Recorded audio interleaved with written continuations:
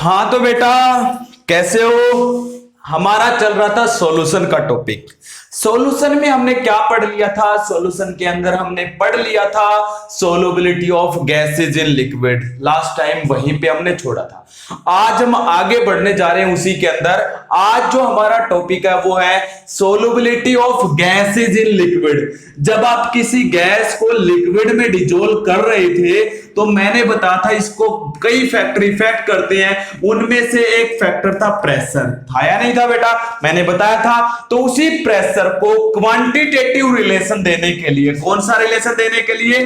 Quantitative relation देने के लिए। क्वांटिटेटिव का मतलब कितनी अमाउंट में गैस किसी भी लिक्विड में डिजोल्व होगी, कितनी अमाउंट में कोई भी गैस किसी लिक्विड में डिजोल्व होगी, इसको क्वांटिटेटिव रिलेशन देने के लिए एक साइंटिस्ट थे हेनरी, उन्होंने एक लॉ दिया था। उस लॉ को बेटा हमने क्या नाम दिया है? Henry law. क्या नाम देते हैं? Henry law. तो आज का जो हमारा टॉपिक है वो है Henry law, its application and it's different types numericals. तो आप देखते जाइएगा। सबसे पहले हेनरी लॉ ने क्या कहा था वो सुनिएगा। धीरे धीरे मैं एक एक करके आपको सारी चीजें बता रहा हूं, तो आप मेरे साथ चलते रहिएगा। तो आज आप हेनरी लॉ को देखिए। हेनरी लॉ क्या कहता है, उसको स्टार्ट करने से पहले मैं आपको एक पिक्चर और दिखाता हूं। आपके पास था ये कोई भी बीकर, इसके अंदर मान लेते हैं मैंने ये कोई भी कोई भी लिक्विड डाल रखा है। यही बताया था, कोई भी लिक्विड है।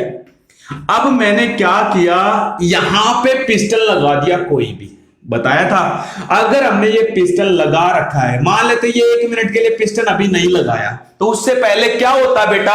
कोई भी लिक्विड हो उसके अंदर गैस डिजोल्व होती है, चाहे कम अमाउंट में हो, लेकिन इस लिक्विड के अंदर गैस अब भी है जब आपने कोई प्रेशर नहीं लगाया। जब आप कोई प्रेशर नहीं लगाते हो तो तब भी इसके अंदर गैस है, लेकिन क्या होता बेटा, ये वाली गैस, यहां पे आपका कौन सा प्रेशर है? इन्वायरमेंट का। और इन्वायरमेंट का कितना प्रेशर होता है? 1 एटमॉस्फेरिक। कितना प्रेशर होता है? 1 एटमॉस्फेरिक। ये जो इन्वायरमेंट का प्रेशर है और इस लिक्विड के अंदर जो गैस डिजोल्व है, इन दोनों के बीच में इक्विलिब्रियम होता है बेटा। क्या होता है? इक्विलिब्रियम होता है। ये हमेशा प्रेजेंट होता है। तो क्या है, जितनी गैस इस लिक्विड में डिजोल्व हो रही है उतनी ही गैस वापस इस लिक्विड में से निकल के इन्वायरमेंट में जा रही है। ये इन दोनों के बीच में इक्विलिब्रियम है। और एग्जैक्टली देखेंगे तो कोई भी गैस की अमाउंट बढ़ नहीं रही है, जितनी पहले डिजोल्व थी अब भी उतनी ही है, क्योंकि हमने इस ओपन बीकर को रखा हुआ है। जब बीकर ओपन होगा तो इसके अंदर, लिक्विड के अंदर जो गैस डिजोल्व है वो किसके साथ? इन्वायरमेंट की गैस के साथ इक्विलिब्रियम में है। इन्वायरमेंट के प्रेशर के साथ किसके अंदर है बेटा?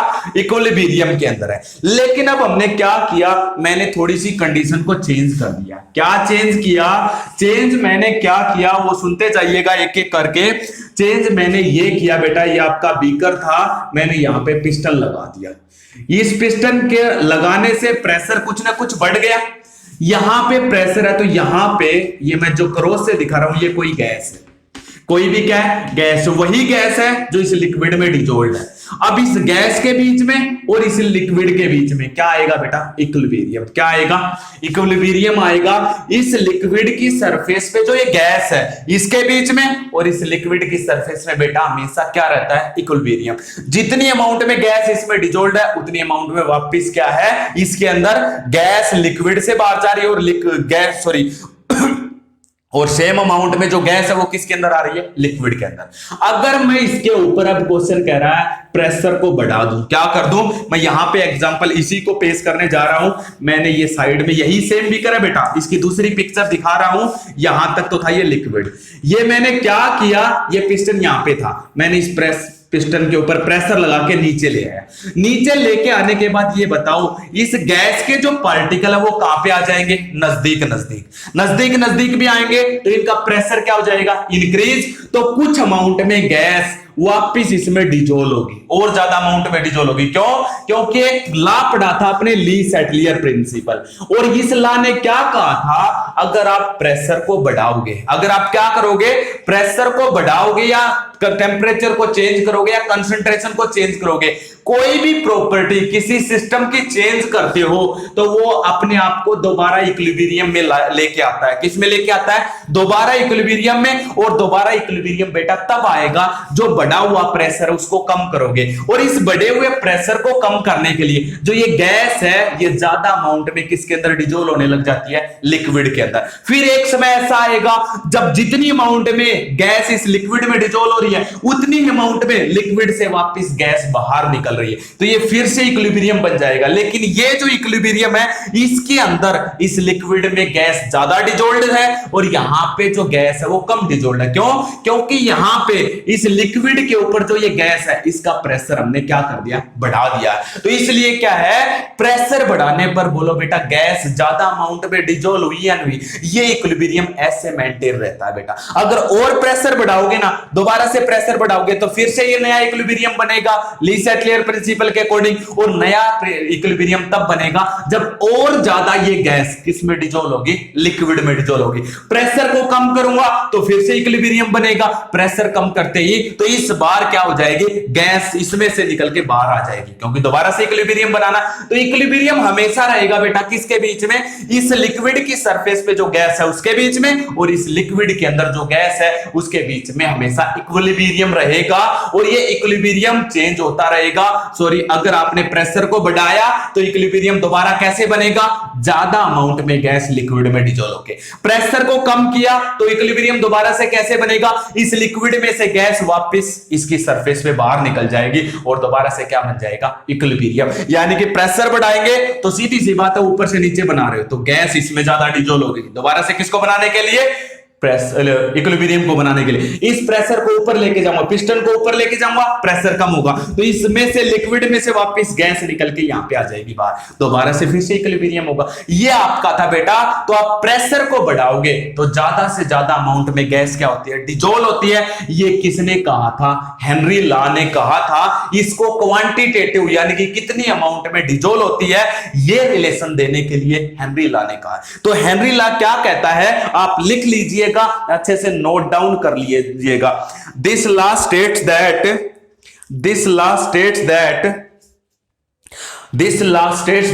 Amount of gas dissolved in a liquid is directly proportional to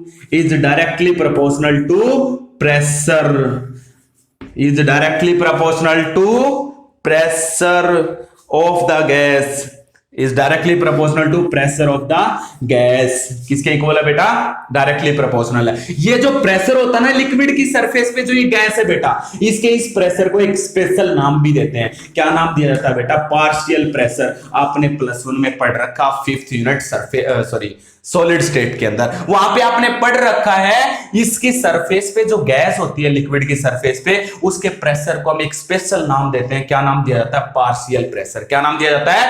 partial pressure नाम देते हैं बेटा। क्या नाम देते हैं? Partial pressure. तो आपके पास क्या कह रहा है? तो इसलिए मैंने क्या किया, जो अमाउंट है गैस की डिजोल्व होती है उसको मैंने m मान लिया। यानी कि m क्या है? Mass of gas that dissolved in liquid. Mass of gas that dissolved in liquid is directly proportional to किसके इक्वल हो जाएगा बेटा? P। यानी कि P क्या है? प्रेशर। किसके डायरेक्टली प्रोपोर्शनल है? Pressure of the gas. Proportionality को हटाऊंगा तो कोई ना कोई कांस्टेंट लगा सकता हूं। मैंने K कांस्टेंट लगा दिया, आगे क्या आ जाएगा? P। ये प्रोपोर्शनलिटी हटा दिया बेटा। ये था हेनरी लॉ। कौन सा लॉ था बेटा? Henry law. बोलो बेटा कुछ पूछना उसमें। फिर धीरे धीरे थोड़ा सा मॉडिफिकेशन किया गया बेटा, अभी कंप्लीट नहीं हुआ है। क्या किया गया?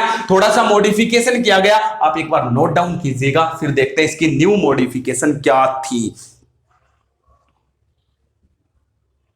अब नई मॉडिफिकेशन क्या है बेटा? कद्दू साहब, तो नई मॉडिफिकेशन देखिए।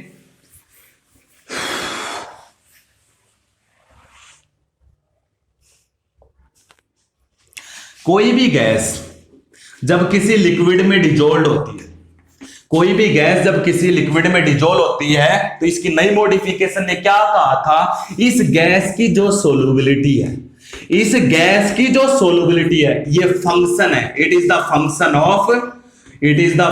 Of partial pressure of gas. और मैंने तुम्हें बता दिया पार्शियल प्रेशर कौन सा होता है, जो गैस का पार्शियल प्रेशर होता है ना बेटा, उसके ऊपर डिपेंड करती है सोलबिलिटी। इसका मतलब क्या है, मैंने क्या लिखा, solubility is the function of partial pressure of the gas. In words का क्या मतलब बेटा, इन वर्ड का मतलब है जो कोई भी गैस है उसकी सोलबिलिटी किसके ऊपर डिपेंडेंट होती है, partial pressure of the gas. इसलिए हम लिख सकते हैं solubility of A gas is the function of partial pressure of the gas. इसलिए धीरे धीरे क्या एक और मॉडिफिकेशन कर दी। इस बार हमने क्या लिया था, गैस जो है कितनी अमाउंट में डिजोल्व होती है, तो हम गैस का क्या लेते हैं, मास ऑफ गैस, यही लेते हैं ना, जिसको मैंने लिखा m directly proportional to p, यही लिखा था ना। m का मतलब क्या है, mass of gas that dissolved in the liquid. तो इसने कहा मास नहीं लेंगे, हम गैस को किस टर्म में लेंगे, गैस का मोल फ्रैक्शन लेंगे। क्या लेंगे, मोल फ्रैक्शन लेंगे। तो हम क्या करते हैं, जो गैस की सोलबिलिटी है वह explain in term of mole fraction. हम कितनी अमाउंट में गैस डिजोल्व होती है वो हम किस टर्म में लेंगे, मोल फ्रैक्शन में लेंगे। तो हेनरी ने क्या कहा, the dissolution of gas we take in the mole fraction term. किस टर्म में लेंगे, solubility of gas we term in take in the term of mole fraction, जिसको किससे डिनोट किया जाता है बेटा, एक्स से डिनोट किया जाता है। किससे डिनोट किया जाता है, एक्स से डिनोट करते हैं। तो इसने क्या किया था बेटा, ध्यान से सुनिए, इसने एक नई मॉडिफिकेशन बना दी। नई मॉडिफिकेशन फिर क्या बनाई, इसने कहा था जो पार्शियल प्रेशर है किसी भी गैस का, क्या कहा, जो पार्शियल प्रेशर है किसी भी गैस का वो डायरेक्टली प्रोपोर्शनल होगा मोल फ्रैक्शन। किसके डायरेक्टली प्रोपोर्शनल होगा, mole fraction of the gas that dissolved in liquid, mole fraction of the gas that dissolved in the liquid. तो इसने क्या कहा, partial pressure of the gas is directly proportional to mole fraction of the gas that dissolved in the liquid. ये किसने कहा था बेटा, ये वाला कहा था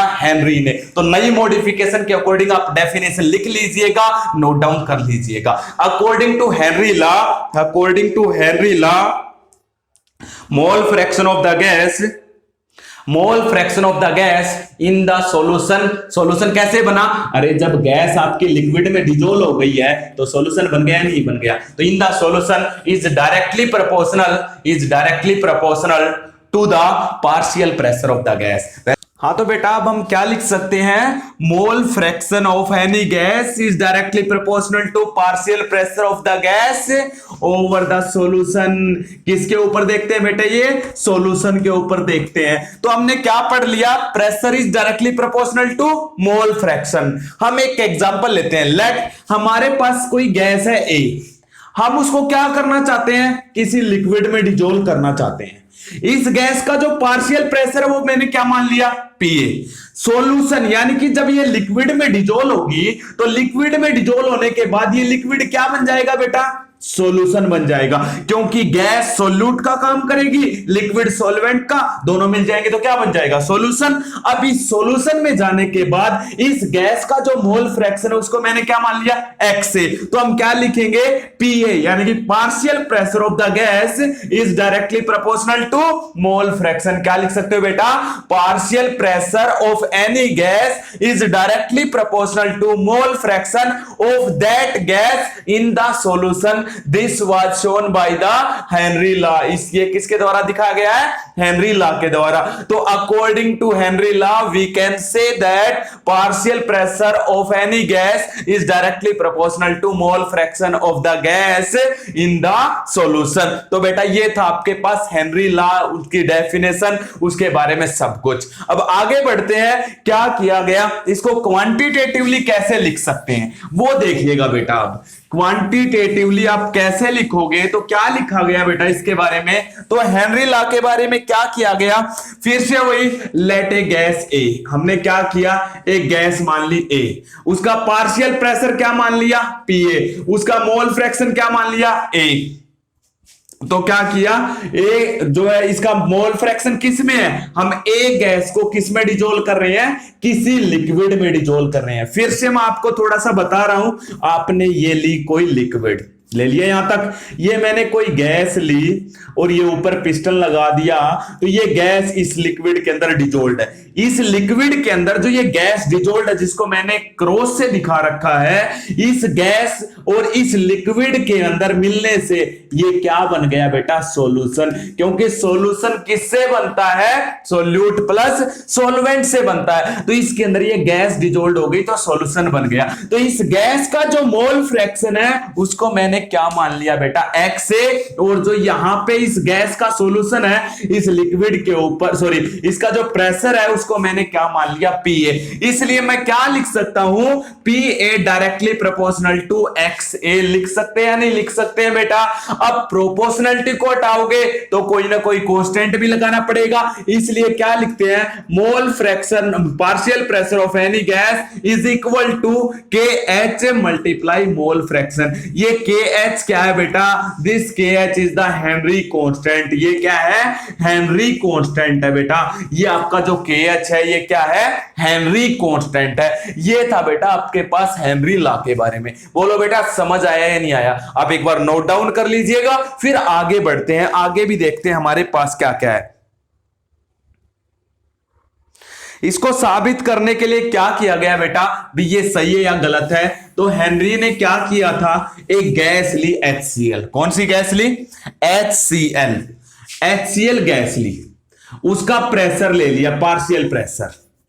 साथ में क्या लिया गया बेटा, साथ में लिया गया इसी का मोल फ्रैक्शन, इसी का मोल फ्रैक्शन लिया गया x ऑफ HCl। HCl का मतलब क्या है, HCl का मोल फ्रैक्शन। लेकिन एक बात है बेटा, HCl गैस को आपने डिजोल्व किस में किया है, HCl गैस को हमने साइक्लोहेक्सेन लिक्विड में। कौन सा लिक्विड था, साइक्लोहेक्सेन लिक्विड था। यानी कि यहां पे साइक्लोहेक्सेन सॉल्वेंट का काम करेगा और जो आपकी HCl गैस है ये किसका काम करेगी, सोल्यूट का। जब ये डिजोल्व करोगे तो क्या बन जाएगा, सॉल्यूशन। उस सॉल्यूशन के अंदर HCl का मोल फ्रैक्शन x मान लिया, इसका पार्शियल प्रेशर क्या है, P ऑफ HCl, मतलब पार्शियल प्रेशर ऑफ HCl। तो क्या किया गया बेटा, अभी अभी पढ़ा था, पार्शियल प्रेशर डायरेक्टली प्रोपोर्शनल क्या, मोल फ्रैक्शन। इसलिए जब ग्राफ प्लॉट किया गया इनके बीच में, यहां पे प्रेशर ले लिया, टोर में लिया HCl का, और यहां पे क्या ले लिया बेटा, मोल फ्रैक्शन। तो ये बढ़ेगा तो ये भी बढ़ेगा, क्योंकि डायरेक्टली प्रोपोर्शनल है।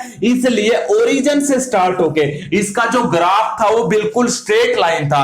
ये ग्राफ क्या दिखा रहा है, ये ग्राफ दिखा रहा है जैसे जैसे प्रेशर बढ़ेगा वैसे वैसे मोल फ्रैक्शन भी क्या होगा बेटा, इंक्रीज। अगर मोल फ्रैक्शन डिक्रीज होगा तो पार्शियल प्रेशर भी क्या होगा, ये दोनों एक साथ देखो बढ़ रहे या नहीं बढ़ रहे। जब आपका ओरिजिन से स्टार्ट होके ग्राफ बिल्कुल स्ट्रेट आता है, इट मींस ये दोनों क्वांटिटी एक दूसरे के क्या है, डायरेक्टली प्रोपोर्शनल है। तो इस ग्राफ से भी ये साबित हो गया pressure is directly proportional to mole fraction. यहां से भी ये साबित हो गया जो प्रेशर है, पार्शियल प्रेशर है, वो किसके डायरेक्टली प्रोपोर्शनल है, मोल फ्रैक्शन के। अब नोट डाउन करो, फिर आगे बढ़ रही है।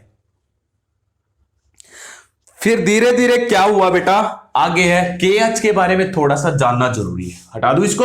अब KH के बारे में जानिएगा बेटा। इस KH के बारे में आपको क्या जानना है, इस KH का क्या इफेक्ट होगा, what is the effect of KH value on the solubility. पहली बात तो बेटा KH वैल्यू किसकी होती है, गैस की होती है। किसकी होती है बेटा, हेनरी कांस्टेंट फॉर गैस। किसका होता है बेटा, प्रत्येक गैस का अलग अलग होता है, नाइट्रोजन का अलग है, ऑक्सीजन का अलग है, HCl का अलग है। तो जो KH है उसके ऊपर सोल्युबिलिटी कैसे डिपेंड करती है, ये कह रहा अब आपके पास। अब मैंने एक बात बताई थी तुम्हें, फिर मैं बताऊंगा KH पे कैसे डिपेंडेंट है। पहले ये बताओ, मैंने यहां पे ये लॉ बनाते समय क्या बताया था, सोल्युबिलिटी को आप किस टर्म में लोगे। मैंने बताया था गैस कितना डिजोल्व होती है उसको हम ग्राम में, मास के टर्म में नहीं लेंगे। मैंने बताया था कितनी गैस डिजोल्व होती है उसको आप किस टर्म में लोगे बेटा, मोल फ्रैक्शन की टर्म में। किस टर्म में लेंगे, मोल फ्रैक्शन की टर्म में लेंगे बेटा। जब आप मोल फ्रैक्शन की टर्म में सोल्युबिलिटी को लेते हो तो यहां पे सोल्युबिलिटी, अब इस इक्वेशन में ये बताओ आपकी सोल्युबिलिटी को कौन डिसाइड करेगा, ये x है, mole fraction. Mole fraction gas का जितना ज्यादा होगा किसी भी लिक्विड के अंदर जिसके अंदर आपने डिजोल्व किया है, इसका मतलब ज्यादा गैस डिजोल्व हुई है। अरे एक बात बताओ बेटा, ये आपने लिक्विड लिया था, इसमें आपने यहां पे प्रेशर लगा दिया और ये गैस क्या हो गई, इसमें डिजोल्व हो गई, तो ये गैस सोल्यूट और और ये लिक्विड सॉल्वेंट दोनों को मिलाकर क्या बन गया बेटा, आपका सॉल्यूशन प्रिपेयर हो गया। अब इस सॉल्यूशन में ये बताओ, इस गैस का मोल फ्रैक्शन ज्यादा होगा, इस गैस का मोल फ्रैक्शन ज्यादा तभी होगा ना बेटा जब इसमें गैस ज्यादा डिजोल्व होगी। इसका मतलब गैस का डिजोल्यूशन ज्यादा है। तो जो ये एक्स है ये हमें क्या बता रहा है, गैस की सोलबिलिटी बता रहा है। और इसका रिलेशन हमने हेनरी कांस्टेंट से देखना भी, हेनरी कांस्टेंट कैसे सोलबिलिटी को एक्सप्लेन करता है। मैं इस हेनरी कांस्टेंट को अगर इधर ले आऊं तो बेटा ये बताओ ये KH कहां पे आएगा, नीचे। अब एक बात सोच के मुझे बताओ, XA का यानी कि मोल फ्रैक्शन का इस KH से कैसा रिलेशन है, डायरेक्टली प्रोपोर्शनल का रिलेशन है या इनवर्सली प्रोपोर्शनल का? अरे सिंपल दिखाई दे रहा है, जो XA है उसके ये KH जो है इनवर्सली प्रोपोर्शनल है। कैसा बेटा, इनवर्सली है। दिखाई दे रहा है या नहीं दे रहा? मतलब अगर KH वैल्यू हाई होगी तो XA कम होगा यानी कि मोल फ्रैक्शन कम होगा, और मोल फ्रैक्शन कम होने का मतलब सोलबिलिटी कम होना। क्या कम होना, सोलबिलिटी कम होना। तो इस इक्वेशन से बेटा आपको क्या समझ में आया, इसके इक्वेशन से मुझे समझ में यह आ रहा है हाई KH लो सोलबिलिटी। लिख सकता हूं या नहीं लिख सकता हूं बेटा, बोलो समझ आया या नहीं आया? हाई KH तो सोलबिलिटी कैसी होगी बेटा, लो, और लो KH तो सोलबिलिटी कैसी होगी, हाई सोलबिलिटी। क्या हो जाएगी बेटा, हाई सोलबिलिटी हो जाएगी। क्या हो जाएगी, हाई सोलबिलिटी हो जाएगी। बोलो बेटा समझ आया या नहीं आया? अरे ये था KH वैल्यू का क्या इफेक्ट होगा on the solubility of any gas. Note down कीजिएगा, फिर आगे बढ़ते हैं। आपको एक क्वेश्चन लिखवा रहा हूं, आप लिख लीजिएगा। To gases A and B, to gases A and B, एक A गैस है बेटा, एक B गैस है। To gases A and B, here B is more soluble, B is more soluble in a given liquid but A is less soluble। कोई liquid दिया हुआ है, उसके अंदर B ज्यादा सोलुबल है, A कम सोलुबल है। Which have high KH value, बताओ किसकी KH वैल्यू हाई होगी, ये पूछ रहा है बेटा। क्वेश्चन बड़ा सिंपल है, अगर आपको ये समझ में आ गया। देखो मैंने क्या बताया था, KH की वैल्यू हाई उसकी होगी जिसकी लो सोलबिलिटी होगी। लेस सोलुबल कौन सा है, A। इसका मतलब KH वैल्यू A के लिए लो होगी, सॉरी लो सोलबिलिटी किसकी है, A की। इसका मतलब A की KH वैल्यू कैसी होगी, हाई हो जाएगी। और B मोर सोलुबल है और ये ज्यादा सोलुबल है, तो इसका मतलब B की KH वैल्यू क्या होगी, लो, क्योंकि जिसकी KH वैल्यू लो है वो ज्यादा सोलुबल होगा बेटा। बोलो बेटा समझ आया या नहीं आया? इस टाइप के क्वेश्चन आपके पास आ सकते हैं। ये हेनरी लॉ था, हेनरी लॉ का जो ये हेनरी कांस्टेंट है इसके क्या फायदे हैं, ये भी आपके पास था। मोल फ्रैक्शन के टर्म में कैसे आप हेनरी लॉ को लिखोगे, ये भी था। बोलो बेटा समझ आया या नहीं आया? अरे समझ आ रहा है या नहीं आ रहा है? तो आप नोट डाउन कीजिएगा, आगे बढ़ते हैं हेनरी लॉ के अंदर ही, फिर हम इसके ऊपर न्यूमेरिकल भी देखेंगे।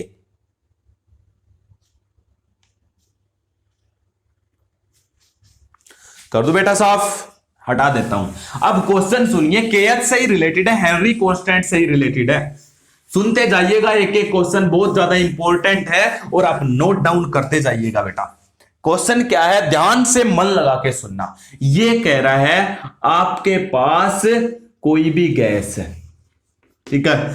मैं क्या करता हूं, एक M नाम की गैस ले ली और एक कौन सी ले ली, N गैस। दो गैस ली मैंने। क्या किया, इन दोनों की KH वैल्यू को चेक कर रहा हूं। किसको चेक कर रहा हूं मैं, KH वैल्यू को। अब KH वैल्यू क्या हो रही है, मैंने टेम्परेचर को बढ़ा दिया। क्या बढ़ा दिया, टेम्परेचर को इंक्रीज किया। मैं M और N दोनों की KH वैल्यू को चेक कर रहा हूं। दोबारा से क्वेश्चन सुन लो। M और N गैस को मैंने एक लिक्विड में डिजोल्व किया। मान लेते हैं यहां पे मैंने 100 ml एक लिक्विड लिया है, उस लिक्विड का नाम है P। इधर भी मैंने एक 100 ml लिक्विड लिया और इस लिक्विड का नाम भी कितना है बेटा, P नाम है। क्या नाम है, P। लिक्विड दोनों जगह सेम है। इसमें हम M को डिजोल्व कर रहे हैं, इसके अंदर हम किसको डिजोल्व कर रहे हैं, N को डिजोल्व कर रहे हैं। अब आपको एक बात तो पता चल गई, टेम्परेचर को बढ़ाओगे, इंक्रीज करोगे, तो मैंने तुम्हें करवाया था, क्या बता रखा है, solubility of gas in liquid को कौन से फैक्टर्स अफेक्ट करते हैं, वहां पे मैंने तुम्हें बताया था। क्या बताया था, टेम्परेचर को इंक्रीज करोगे तो गैस की सोलबिलिटी लो होगी, गैस सोलबिलिटी विल बी लो। क्यों होगी बेटा? क्योंकि गैस का लिक्विड में डिजोल्व होना, ये मैंने तुम्हें बताया था कैसा प्रोसेस है, एक्सोथर्मिक प्रोसेस है। और एक्सोथर्मिक प्रोसेस को अगर आप कंप्लीट करवाना चाहते हो तो उसके लिए लो टेम्परेचर रखना होता है। अगर आपने टेम्परेचर को हाई कर दिया, इंक्रीज कर दिया, इसका मतलब उसकी गैस की सोलबिलिटी क्या हो जाएगी? लो हो जाएगी। तो मैंने दोनों के लिए टेम्परेचर को क्या किया बेटा? इंक्रीज कर दिया। टेम्परेचर को इंक्रीज किया, क्या कर दिया? टेम्परेचर को इंक्रीज कर दिया।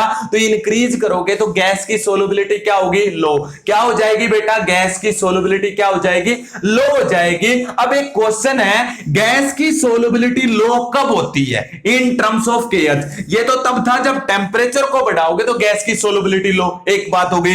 दूसरा मैंने बताया था अगर केएच वैल्यू हाई होगी, अभी थोड़ी देर पहले बताया था केएच की वैल्यू हाई है तब भी सोलबिलिटी क्या होती है? लो होती है। तब भी सोलबिलिटी कैसी होती है बेटा?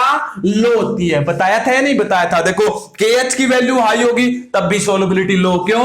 क्योंकि मोल फ्रैक्शन के जो केएच है वो इनवर्सली प्रोपोर्शनल था। तो केएच की वैल्यू हाई, सोलबिलिटी लो, टेम्परेचर हाई, सोलबिलिटी लो। तो अब एक बात बताओ, मैं ये सारा ताम जाम लगा के आपको क्या बताना चाह रहा हूं? आपको ये बताना चाह रहा हूं केएच की वैल्यू पे टेम्परेचर का क्या इफेक्ट होगा, ये बताओ बेटा। इसका मतलब यहां से साफ नजर आ रहा है टेम्परेचर बढ़ा रहे हैं, सोलबिलिटी कम, केएच की वैल्यू बढ़ा रहे हैं, सोलबिलिटी कम। इसका मतलब टेम्परेचर बढ़ाने पर केएच वैल्यू क्या हो रही है? बढ़ रही है। टेम्परेचर बढ़ाने पर केएच वैल्यू बढ़ रही है तभी तो सोलबिलिटी लो हो रही है। देखो दोनों फैक्टर पैरेलल चल रहे हैं। टेम्परेचर बढ़ाओगे सोलबिलिटी कम, केएच वैल्यू आई, सोलबिलिटी कम। इसका मतलब क्या कह रहा है? इसका मतलब यह कह रहा है टेम्परेचर बढ़ने पर केएच वैल्यू क्या हो रही है बेटा? हाई, तभी तो सोलबिलिटी क्या हो रही है? लो। ये फैक्टर आप सीधा ये नहीं कह सकते टेम्परेचर बढ़ाने पर गैस की सोलबिलिटी लो हो रही है। ये बात भी सही है, मैं यहां से घूम के आता हूं। टेम्परेचर बढ़ा, केएच वैल्यू आई, केएच वैल्यू हाई तो सोलबिलिटी क्या होगी? लो। बोलो बेटा ये रास्ता भी सही है या नहीं है? सही है। देखो टेम्परेचर हाई, सोलबिलिटी लो, ये सीधा भी याद रखना हमें। क्यों? क्योंकि ये एक्सोथर्मिक प्रोसेस है। दूसरा सोलबिलिटी लो ही करनी है, टेम्परेचर बढ़ाया, KH value high, KH value high तो आपका सोलबिलिटी भी क्या हो जाएगी? लो। किसी भी तरीके से जानो, आपको पहुंचना कहां पे है? सोलबिलिटी लो पहुंचना है। सोलबिलिटी लो होगी, टेम्परेचर बढ़ाओगे तब भी, केएच वैल्यू हाई करोगे तब भी। इसका मतलब ये है टेम्परेचर बढ़ाने पर केएच वैल्यू क्या हो जाती है? हाई, और केएच वैल्यू हाई है तो सोलबिलिटी क्या होगी? लो। तो अब इन दोनों में आपने टेम्परेचर बढ़ाया, इन दोनों गैसेस में टेम्परेचर बढ़ाया, तो इसका मतलब दोनों की केएच वैल्यू क्या होगी बेटा? हाई हो जाएगी। दोनों की केएच वैल्यू कैसी हो जाएगी? हाई हो जाएगी। क्यों? टेम्परेचर बढ़ाने पर सोलबिलिटी लो। मुझे यहां तक पहुंचना, तो मैं यहां से यहां पे जाता हूं। टेम्परेचर बढ़ाया, केएच वैल्यू आई, और केएच वैल्यू आई तो सोलबिलिटी लो। दोनों तरीके से हम एक ही आंसर पे पहुंच रहे हैं। तो बताओ ये सही है या नहीं सही है? तो आप एक फैक्टर और डाल लीजिएगा, एक और डाल लीजिएगा। When the temperature increases for any gas then its K H value increases, then its K H value increases. तो टेम्परेचर बढ़ाओगे तो केएच वैल्यू क्या होगी बेटा? इंक्रीज। टेम्परेचर को लो करोगे तो केएच वैल्यू क्या हो जाएगी? लो हो जाएगी। बोलो बेटा ये सब समझ में आया या नहीं आया? अरे केएच के बारे में था, हेनरी लॉ के बारे में था, केएच की क्या एप्लीकेशन है ये मैं सब आपको बता चुका हूं। अब हेनरी लॉ के अंदर मैंने सब कुछ आपको एक्सप्लेन कर दिया है। फिर भी आपको कोई डाउट रहता है बेटा, फिर भी आपको कोई डाउट रहता है तो आप मेरे से कमेंट सेक्शन में पूछ सकते हैं। ओके बेटा, अब आगे चलते हैं। हेनरी लॉ की क्या एप्लीकेशन है तो आप इसको नोट डाउन कीजिएगा, मैं आगे बढ़ रहा हूं।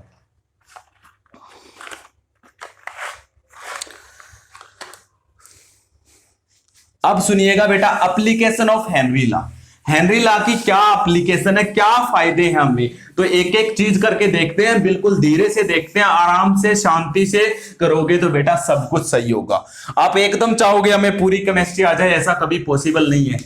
पॉसिबल ये है ही नहीं बेटा, हो ही नहीं सकता। Application of Henry law. Henry law के फायदे क्या हैं बेटा? क्या क्या फायदे हैं? सबसे पहला फायदा तो मैं आपको बता देता हूं। कोल्ड ड्रिंक्स की बोतल के अंदर, कोल्ड ड्रिंक बोतल्स के अंदर कौन सी गैस डिजोल्व होती है? अरे कोल्ड ड्रिंक सभी यूज करते हो ना, कौन सी गैस डालते हैं? CO2 गैस डालते हैं। कौन सी गैस डालते हैं बेटा? CO2 गैस डाली जाती है। वो कैसे डाली जाती है? जब आप क्या लगाते हो? हाई प्रेशर लगाते हो। क्या लगाते हो बेटा? हाई प्रेशर लगाते हो, तभी तो गैस ज्यादा अमाउंट में डिजोल्व होती है। और हेनरी ला ने यही तो कहा था, high pressure high dissolution of gas, यही कहा था ना। तो ये ला बोलो सही फिट हो रहा है या नहीं हो रहा है? तो आप लिखोगे in cold drink bottles amount of gas CO2 gas लिखना बेटा। Amount of CO2 gas increase by increasing pressure. आप प्रेशर बढ़ाओगे तो उसके अंदर CO2 गैस क्या होगी? ज्यादा अमाउंट में। बोलो बेटा पहली एप्लीकेशन समझ आई या नहीं आई? अरे हो गया या नहीं हो गया? तभी तो मैंने तुम्हें एक क्वेश्चन भी तो लिखवाया था बेटा। क्या लिखवाया था? ये कोल्ड ड्रिंक की बोतल है, इसके अंदर मैंने हाई प्रेशर लगा के CO2 गैस डाल रखी है। ये जब इसको खोलते हैं तो इसके साथ लिक्विड बाहर क्यों आता है? उसका रीजन मैंने तुम्हें बता भी दिया था, क्योंकि इसके अंदर हाई प्रेशर पे CO2 गैस है। जैसे ही आप इसको ओपन करोगे, खोलोगे, तो जो इसके अंदर हाई प्रेशर पे CO2 गैस डली हुई है वो अपने प्रेशर को कम करने के लिए इसमें से बाहर निकल जाएगी। बताया था ना अभी हेनरी ला, प्रेशर कम करोगे तो इसमें से जो गैस डिजोल्व है वो वापस बाहर निकलेगी। वापस क्या बनाने के लिए? इसकी डेफिनेशन स्टार्टिंग से सुनोगे तो आपको समझ में आएगा। वापस क्या बनाने के लिए? इक्विलिब्रियम। क्योंकि मैंने बताया था इस लिक्विड में जो गैस डिजोल्व है वो, और यहां पे जो बाहर गैस है उसके बीच में क्या आएगा? इक्विलिब्रियम। तो यहां से वो गैस बाहर निकलेगी तो अपने साथ किसको लेके आती है बेटा? लिक्विड को। इसलिए जब हम ये बोतल खोलते हैं तो क्या बाहर निकलता है? लिक्विड। ये इसी के अंदर था। बोलो बेटा समझ आया ही नहीं आया? अब सेकंड एप्लीकेशन देखिएगा बेटा, इसकी बहुत ही इंपॉर्टेंट है और बहुत ही सिंपल है। सेकंड एप्लीकेशन क्या कहता है बेटा? सेकंड एप्लीकेशन कह रहा हम हाई एल्टीट्यूड्स में चले जाते हैं। हाई एल्टीट्यूड्स में जाओगे तो क्या हो जाएगा? हाई एल्टीट्यूड्स का मतलब क्या होता है? पहाड़ी इलाके जहां पे ग्राउंड लेवल से जो ऊंची जगह है, हाई एल्टीट्यूड्स पे चले जाते हैं। एल्टीट्यूड्स पे जाएंगे, हाई एल्टीट्यूड्स पे, तो क्या हो जाएगा बेटा? ये हम ऊपर चले गए पहाड़ों में। पहाड़ों में जैसे जैसे ऊपर जाओगे बेटा, ये हमारा ग्राउंड लेवल है जहां पे हम रह रहे हैं। हम कभी कभी कुल्लू मनाली ऐसी जगह पे जाते हैं तो ऊपर की तरफ चले गए ये पहाड़ों में। जैसे जैसे पहाड़ों में ऊपर की तरफ जाओगे बेटा, यहां पे एयर प्रेशर कम है। यहां पे एयर प्रेशर क्या है? लो है। यहां पे एयर प्रेशर कैसा बेटा? लो है। अगर एयर प्रेशर लो होगा तो इसके क्या इफेक्ट होगा? ध्यान से सुनते जाइएगा बेटा। अगर एयर प्रेशर लो है तो क्या होगा? हम जब सांस लेते हैं तो क्या होता है? पूरी कहानी सुनिएगा मेरे से। सबसे पहले हम ग्राउंड लेवल पे हैं। यहां पे जब हम सांस लेते हैं तो किसका इंटेक करते हैं? ऑक्सीजन को हमारी बॉडी के अंदर लेते हैं। वो ऑक्सीजन हमारे ब्लड में डिजोल्व हो जाती है। वो ऑक्सीजन कहां पे डिजोल्व हो जाती है? ब्लड में जाके डिजोल्व होती है। अब वो डिजोल्व क्यों हुई ब्लड में? क्योंकि उसका प्रेशर हमारे इन्वायरमेंट में बहुत ज्यादा है। O2 का प्रेशर ज्यादा है तो ब्लड में डिजोल्व हो गई। अब ऊपर गए आप पहाड़ी इलाकों में, वहां पे प्रेशर लो है। अब हमने यहां पे O2 को इंटेक किया, पहाड़ी इलाके में जाके हमने ऑक्सीजन ली, सांस लिया। तो सांस लेने के बाद क्या होगा बेटा? जो O2 है वो कम अमाउंट में हमारे ब्लड में डिजोल्व होगी या ज्यादा अमाउंट में डिजोल्व होगी? अरे बेटा मैंने बताया प्रेशर जहां पे आई होगा वहां पे गैस ज्यादा डिजोल्व होगी। अब पहाड़ी इलाके में गए, वहां पे प्रेशर लो तो O2 dissolve in blood will be in low amount. जो O2 ब्लड में डिजोल्व होती है वो कम अमाउंट में डिजोल्व होगी। अगर कम अमाउंट में डिजोल्व होगी बेटा, O2 जो आपने ली है, इंटेक की है, कम अमाउंट में डिजोल्व होगी तो we feel problem in breathing. We feel problem या डिफिकल्टी इन ब्रीथिंग। तो हमें सांस लेने में क्या आएगी बेटा? दिक्कत आएगी। क्या आएगी? सांस लेने में दिक्कत आएगी। इसलिए हमारे प्रत्येक बॉडी के पार्ट में जो ऑक्सीजन है उसकी कमी हो जाएगी। ऑक्सीजन की अगर कमी हो जाती है तो हमें क्या हो जाता बेटा? जब ऑक्सीजन की कमी हो जाएगी तो हमें क्या हो जाएगा? एक बीमारी हो जाएगी, अनोक्सिया। क्या हो जाती है बेटा? अनोक्सिया हो जाता है। एक बीमारी है जिसका नाम है अनोक्सिया। इसमें क्या होता है बेटा? थोड़ा सा घबराहट होती है, हमें सोचने की हमारी जो क्षमता है वो कम हो जाती है, अंडरस्टैंडिंग पावर कम हो जाती है, विलिंग पावर कम हो जाती है। तो क्या होता है बेटा? ये सब क्यों क्यों हुआ? क्योंकि इन्वायरमेंट में प्रेशर कम था, और प्रेशर कम था तो O2 ब्लड में कम डिजोल्व होती है। ये किसने कहा था? हेनरी ला ने। क्यों? उसने कहा था प्रेशर ज्यादा डिजोल्यूशन ज्यादा, प्रेशर कम डिजोल्यूशन कम। इसलिए कह रहा है जो हाई एल्टीट्यूड्स पे रहते हैं उन लोगों को सांस की जो दिक्कत होती है वो ज्यादा होती है, इसलिए उन्हें एक बीमारी होती है जिसका नाम क्या होता है? अनोक्सिया। ये भी किसकी एप्लीकेशन में आता है बेटा? हेनरी ला ने ही तो इस बात को सोल्व किया भी ऐसा क्यों होता है। तो ये भी किसकी एप्लीकेशन है बेटा? हेनरी ला की। तो आप लिख सकते हो in the high altitudes, in the high altitudes people suffering from A special disease, people suffering from a special disease called anoxia, called anoxia, called anoxia. So they have low tendency, they have low tendency to think, इसलिए उनके सोचने की क्षमता क्या हो जाती है? कम हो जाती है। think and feel depression, और उन्हें थोड़ा सा डिप्रेशन फील होता है। and feel depression because at high altitudes air pressure is low, air pressure is low, so dissolution of oxygen in our blood, so dissolution of oxygen in our blood is low, is low, which is responsible for anoxia, जो किसके लिए responsible होता है बेटा? अनोक्सिया का। बोलो बेटा समझ आया ही नहीं आया? अब थर्ड एप्लीकेशन सुनिएगा, तीसरी एप्लीकेशन क्या है सुनते जाइएगा। तीसरी एप्लीकेशन क्या कह रहा है? इन तीनों में यही तीसरी वाली सबसे इंपॉर्टेंट है। तीसरी एप्लीकेशन क्या कह रहा है बेटा? थोड़ा सा मन लगाइएगा, आपको सब कुछ समझ में आएगा। तो थर्ड एप्लीकेशन में क्या कह रहा है? एक ही बात मैं कहना चाहूंगा, ये जो स्कूबा डाइवर्स होते हैं, स्कूबा डाइवर्स क्या होते हैं? जो समुद्र में गोताखोर नहीं जाते हैं बेटा, समुद्र में गोताखोर जाते हैं, वो अपने साथ क्या ले जाते हैं? Oxygen cylinder. क्या लेके जाते हैं बेटा? ऑक्सीजन सिलेंडर लेके जाते हैं। लेकिन उस ऑक्सीजन सिलेंडर को डाइल्यूट किया जाता है। This oxygen cylinder is diluted by the helium, by the helium which contain mixture of following gas, which contain mixture of following gas. उसमें कौन कौन सी गैस का मिक्सचर होता है बेटा? ध्यान से सुनिए। उसके अंदर एक हीलियम गैस होती है बेटा, दूसरी नाइट्रोजन गैस होती है, और तीसरी कौन सी गैस होती है बेटा? ऑक्सीजन। हीलियम होती है बेटा 11.7%। हीलियम कितनी होती है बेटा? 11.7% होती है बेटा। जो N2 है वो कितनी होती है? 56.2% होती है बेटा। O2 जो है वो कितनी होती है? 32.1% होती है। कितनी होती है बेटा? 32.1%। तो देखो वैसे याद रखने का तरीका बता रहा हूं, जो ऑक्सीजन सिलेंडर ले जाते हैं वो डाइल्यूटेड किया जाता है हीलियम से, क्योंकि हीलियम हल्की गैस है, इसका प्रेशर कम होता है बेटा। इसलिए इस सिलेंडर में N2 तो होता है 56.2, ऑक्सीजन 32.1, और जो हीलियम है वो कितना होता है? 11.7%। इसमें हीलियम के अमाउंट ज्यादा थोड़ी बढ़ा दी है। तो कैसे याद रखोगे इस मिक्सर को? ऑक्सीजन का मास होता है 1 का 16, 2 का 32, तो 32.1।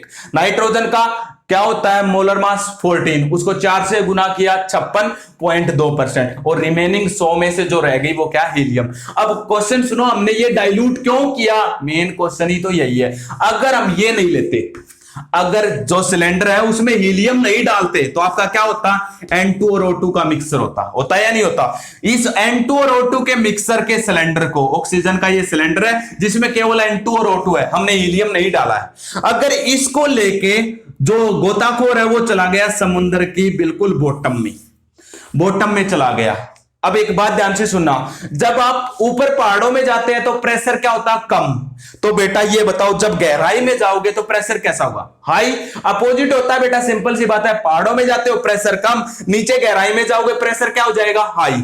आप बिल्कुल समुद्र की बॉटम में चले गए। वहां पे जाने के बाद आपने क्या किया? इस सिलेंडर में से ऑक्सीजन का यूज किया, लेकिन ऑक्सीजन के साथ आपकी बॉडी में क्या जाएगा? N2 भी जाएगा, क्योंकि उसके अंदर N2 भी जरूरी होता है बेटा। हम हमारे इन्वायरमेंट में भी तो N2 है, हम उसको भी इनहेल करते होंगे, तो उस सिलेंडर के अंदर N2 और O2 है वो हमारी बॉडी में चले जाएंगे, और N2 ज्यादा अमाउंट में होता है, हमारी बॉडी में चला गया। हमें नीचे तब तक रहेंगे, कोई दिक्कत नहीं आएगी बेटा, कोई भी दिक्कत नहीं आएगी। हम वहां के प्रेशर के अकॉर्डिंग अपने आप को मेंटेन कर लेंगे। लेकिन जैसे ही इस समुद्र में से निकल के वापस ग्राउंड, ये ग्राउंड लेवल है, ग्राउंड लेवल पे वापस आएंगे। ये समुद्र की हम बिल्कुल बॉटम में चले गए थे, वापस ग्राउंड लेवल पे आएंगे तो नीचे से ऊपर की तरफ आएंगे तो वापस प्रेशर क्या होता जाएगा बेटा, कम। क्या हो जाएगा, हमारे इन्वायरमेंट का प्रेशर कम, क्योंकि बॉटम में प्रेशर ज्यादा था, इन्वायरमेंट में कम। तो इसलिए जो हमारे बॉडी के अंदर ये हमने N2 और O2 गैस ली थी ब्रेथिंग के लिए, ये वापस हमारी बॉडी से बाहर निकलने की कोशिश करेंगे। क्यों, क्योंकि हाई प्रेशर होने के कारण बॉटम में जब प्रेशर आई था तो हमने इनको ज्यादा अमाउंट में इनहेल कर लिया था। जब वापस ग्राउंड लेवल पे आएंगे तो ये हमारी बॉडी से बाहर निकलेगी और O2 तो यूज हो जाएगी, लेकिन N2 निकलने की कोशिश करेगी, लेकिन इसको स्पेस नहीं मिल पाएगा। स्पेस नहीं मिलेगा तो ये हमारी बॉडी में से कहीं से पोर बना के, छिद्र बना के भी बाहर निकल सकती है, या फिर कहीं पे बैंड हो जाएंगे, छोटे छोटे क्या है वैसे स्वेलिंग सी आ जाएगी, तो ये क्या है बाहर निकलेगी, तेजी से बाहर निकलेगी तो हमारी बॉडी में पोर हो सकते हैं, कोई नई बीमारी हो सकती है, हड्डियां बैंड हो सकती हैं, कुछ भी हो सकता है, जिससे क्या है मे बी डेथ भी हो सकती है। इसलिए क्या इस N2 के प्रेशर को कम करने के लिए हमने इसको डाइल्यूट कर दिया, ऐसी गैस डाल दी जो कम प्रेशर दिखाती हो, इसलिए हमने इसके अंदर क्या डाला है, हीलियम डाला है। तो आप लिखोगे when the scuba divers take oxygen cylinder, in that cylinder we add the mixture of helium, nitrogen and O2 gas. It is diluted by the helium because when we go into the bottom then pressure is high. When we again come at the ground level then pressure will be low. Then N2 gas remove या release from our body by forming pores, छिद्र, so death may be possible. To solve this problem, we dilute the oxygen cylinder with the helium. इस problem को दूर करने के लिए हमने क्या किया बेटा, हीलियम गैस डाली। एक बार फिर से सुनिए, अगर N2 और O2 डालते उस सिलेंडर में, नीचे गए बॉटम में, हमने उस O2 और N2 को ले लिया, लेने के बाद क्या हुआ,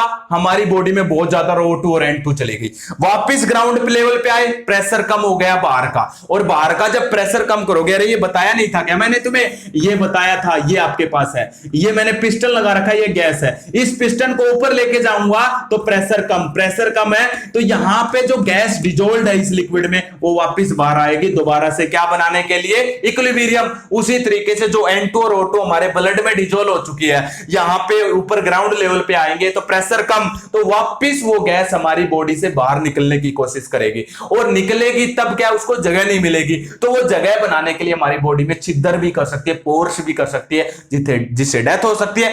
इन सब से बचने के लिए हमने कौन सी गैस डाली है, हीलियम गैस। ये 3 एप्लीकेशन थी, बोलो बेटा समझ आई या नहीं आई। ये आपके पास एप्लीकेशन थी, किसकी एप्लीकेशन है, एप्लीकेशन ऑफ हेनरी लॉ। किसकी एप्लीकेशन है बेटा, एप्लीकेशन ऑफ हेनरी लॉ। इसमें कोई क्वेश्चन हो, कोई डाउट हो तो आप मेरे सामने रख सकते हैं। बोलो बेटा समझ आ रहा है या नहीं आ रहा है, अरे हो गया या नहीं हो गया। अब आगे देखिए तो इसके ऊपर न्यूमेरिकल्स, तो बेटा अब हेनरी लॉ पे न्यूमेरिकल्स देख रहे हैं। ये आपका एक न्यूमेरिकल हेनरी लॉ के ऊपर दिया हुआ है, इस न्यूमेरिकल को ध्यान से सुनिएगा, फिर हम इसको सोल्व करेंगे।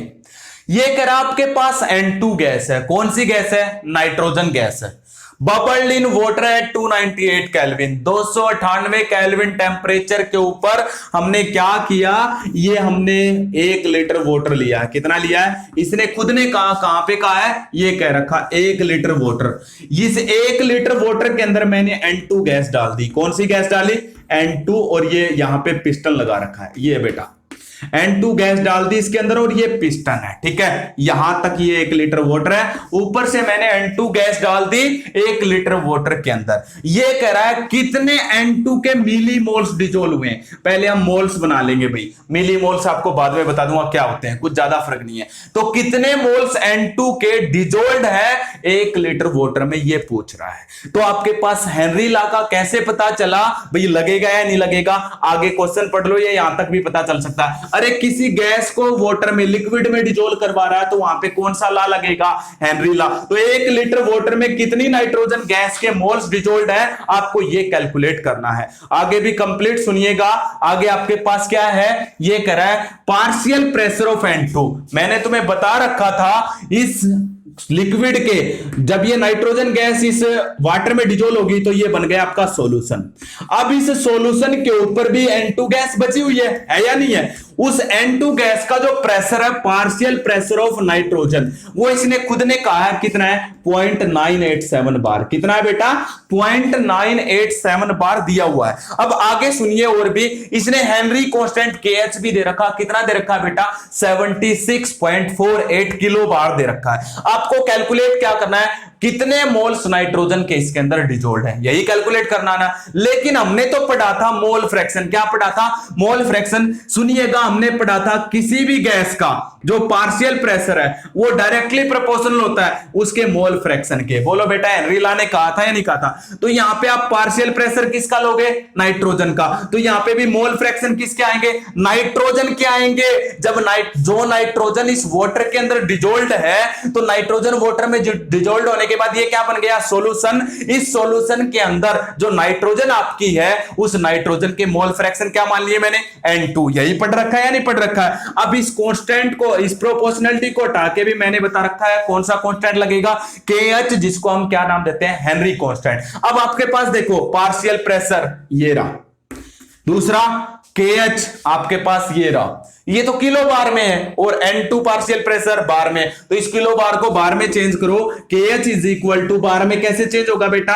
किलो बार को बार में चेंज करने के लिए 1000 से मल्टीप्लाई कर दो। मैंने 1000 से मल्टीप्लाई करके ये रख दिया बेटा। हो गया या नहीं हो गया? बार में चेंज। अब बार में चेंज हो गया, मुझे निकालना क्या है? पहले मोल फ्रैक्शन निकाल लेता हूं। उस मोल फ्रैक्शन से आप मोल्स बना लेना। पहले मोल फ्रैक्शन निकालो, तो क्या फॉर्मूला बन गया मोल फ्रैक्शन का? Mole fraction of nitrogen is equal to, ये यहीं पे रखो, ये इधर आ जाएगा। तो partial pressure of nitrogen divide में कौन आ जाएगा बेटा? उसके हेनरी कांस्टेंट। कौन आ जाएगा? Henry constant. लगा दो formula. Partial pressure of nitrogen कितना बेटा? 0.987 डिवाइड में KH हेनरी कांस्टेंट कितना दिया हुआ है? 76480। सोल्व करो बेटा, कितना आ जाएगा? मोल fraction of nitrogen. Mole fraction of nitrogen जब हम कैलकुलेट करेंगे तो आपके पास आंसर आएगा बेटा 1.29 मल्टीप्लाई 10⁻⁻5। बोलो बेटा, इतना समझ में आया या नहीं आया? अरे एक एक चीज आपके पास दी हुई है। मोल्स ऑफ नाइट्रोजन, आप 1 मिनट के लिए ये मान लो भाई, मोल फ्रैक्शन नाइट्रोजन के निकालने हैं, कितनी डिजोल्ड है? 1 लीटर वाटर में। हो गया।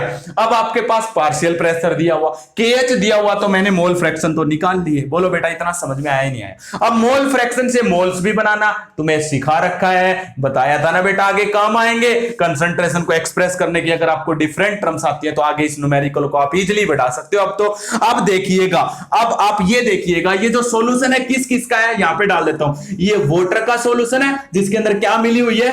नाइट्रोजन। इसी का सॉल्यूशन है या नहीं है? यहां पे वाटर सॉल्वेंट का काम कर रहा है बेटा, और जो आपका नाइट्रोजन है वो किसका काम कर रहा है बेटा? सोल्यूट का। बोलो बेटा, सही है या नहीं है? ये बात मैं सही बोल रहा हूं या नहीं बोल रहा हूं? अब ये आप ये देखिए, मोल फ्रैक्शन ऑफ नाइट्रोजन क्या फॉर्मूला होता है? जिसके मोल्स निकालने होते हैं उस मोल फ्रैक्शन, उसके मोल्स ऊपर, तो मोल्स ऑफ नाइट्रोजन डिवाइड में क्या करना है? मोल्स ऑफ नाइट्रोजन प्लस में मोल्स ऑफ H2O। बोलो बेटा, ये मोल फ्रैक्शन का फॉर्मूला कहां से आया पता चला?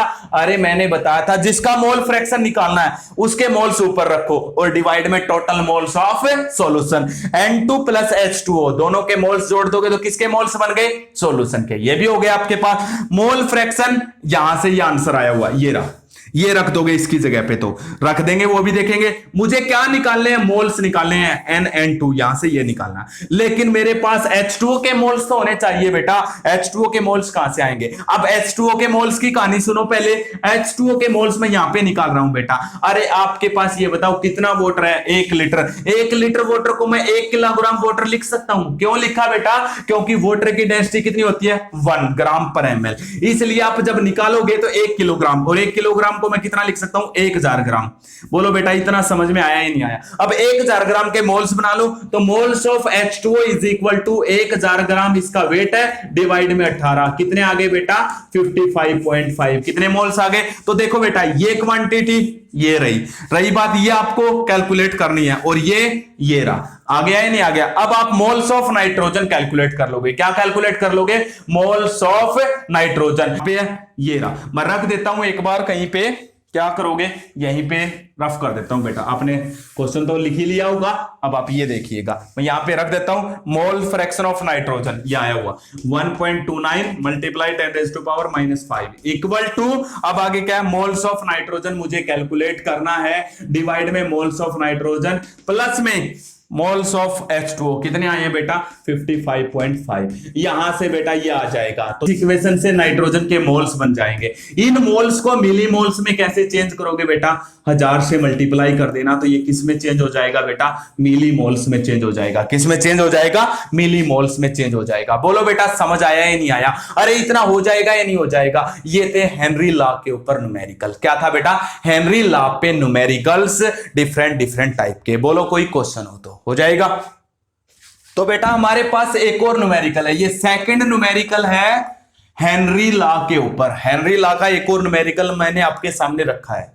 ये करा सोलबिलिटी ऑफ H2S गैस। कौन सी गैस है बेटा, H2S gas in water is 0.95 molality. In water is 0.95 molality. Calculate KH at STP। Complete करो बेटा क्वेश्चन को। एट STP कंडीशन, कौन सी कंडीशन है बेटा, STP कंडीशन के ऊपर H2S गैस 0.95 मोलैलिटी जो है वो वाटर में डिजोल्व्ड है। यानी कि H2S गैस STP कंडीशन के ऊपर वाटर के अंदर कितनी डिजोल्व्ड है, 0.95 मोलैलिटी डिजोल्व्ड है। वैसे मैंने तुम्हें बार बार कहा जब भी आप सोलबिलिटी गैस के लेते हो तो हेनरी लॉ ने तो मोल फ्रैक्शन की टर्म में लिया था, लेकिन यहां पे किसकी टर्म में दिया हुआ इन्होंने, मोलैलिटी की टर्म में। और हमें हेनरी कांस्टेंट निकालना है। सबसे पहले एक एक बात को देखते जाइएगा। हेनरी कांस्टेंट यानी कि यहां पे मैं क्या रखूंगा, pressure of H2S gas is directly proportional to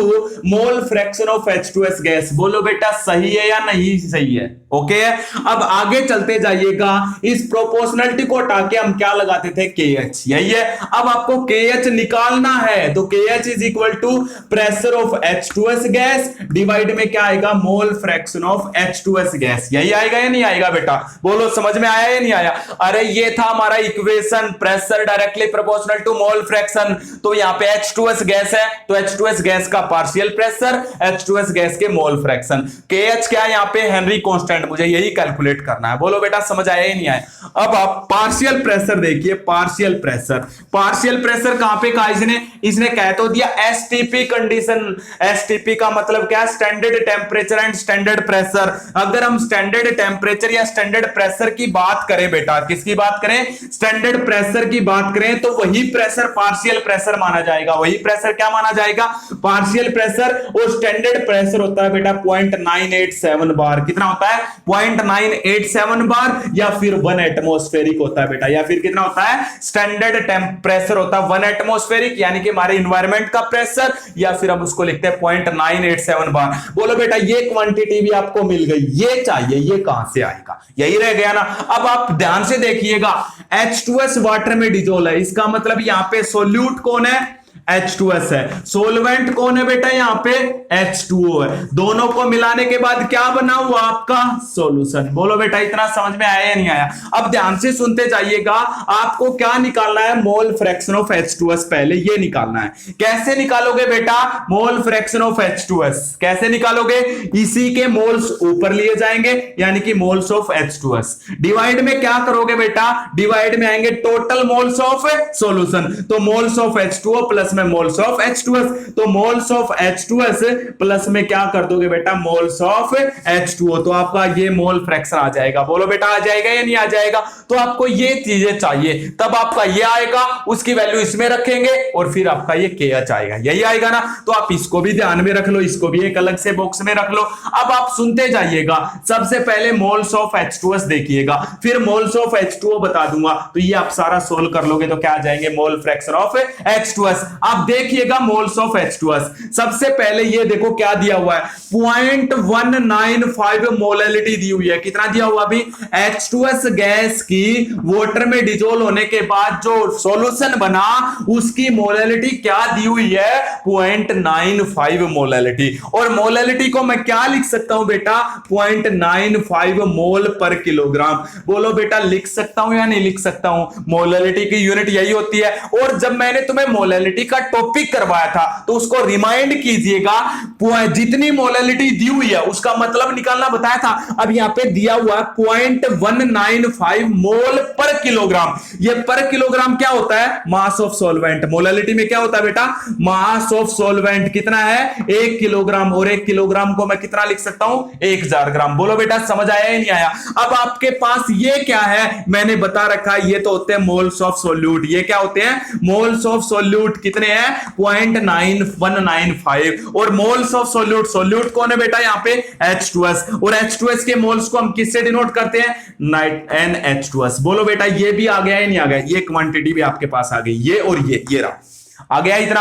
अब आपको N ऑफ H2O, देखो number of moles of H2O कैसे निकालोगे, मास ऑफ H2O कितना है 1000 ग्राम, डिवाइड में इसका मोलर मास कितना होता है 18, कितना आ गया 55.5। बोलो बेटा इतना समझ में आया ही नहीं आया, अरे आपके पास सब कुछ आ गया। अब मोल फ्रैक्शन निकालो, मोल fraction of H2S is equal two moles of H2S कितने हैं 0.195, डिवाइड में 0.195, प्लस में इसके प्लस में कौन आएगा 55.5। सोल्व कर लेना बेटा, आपका क्या आ जाएगा मोल फ्रैक्शन। इस मोल फ्रैक्शन को यहां पे प्रेशर ऑलरेडी दिया हुआ है, आपका क्या आ जाएगा बेटा KH आ जाएगा, क्या आ जाएगा KH आ जाएगा। बोलो बेटा सोल्व कर लोगे या नहीं कर लोगे। अरे इससे इजी क्या रह गया, बिल्कुल आसान था, एक एक खोल के तरीका बताया, बिल्कुल आसान तरीके से बताया है, इससे आसान न्यूमेरिकल नहीं हो सकते। अब आपके पास हेनरी लॉ भी हो गया, हेनरी लॉ के न्यूमेरिकल भी हो गए बेटा। बोलो कोई डाउट हो, अगर आपके पास फिर भी कोई डाउट रहता तो आप कमेंट सेक्शन में मेरे से डिस्कस कर सकते हैं। मैं इकट्ठे एक बार न्यूमेरिकल की वीडियो फिर लेके आऊंगा, लेकिन उससे पहले आपको ये सब कुछ आना चाहिए बेटा। ओके